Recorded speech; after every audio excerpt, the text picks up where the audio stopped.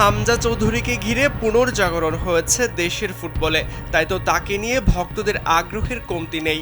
English premier লিগে খেলা এই ফুটবলারকে ঘিরেই তো স্বপ্ন দেখে সবাই।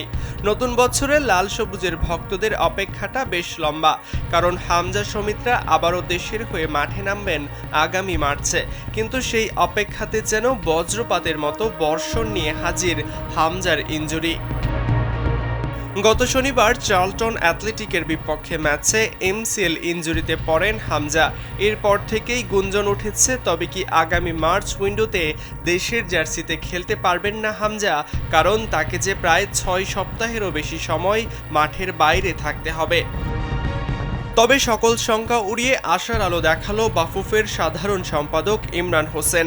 জানা যায় বাফুফে হামজার সঙ্গে যোগাযোগ করেছে এবং আশা করা যাচ্ছে কয়েক সপ্তাহের মধ্যেই হামজা সেরে উঠবেন এবং আগামী মার্চ উইন্ডোতে দেশের হয়ে মাঠে নামতে পারবেন। স্বস্তির খবর, কোনো প্রকার অস্ত্রোপচারও করাতে হবে না হামজা চৌধুরীকে।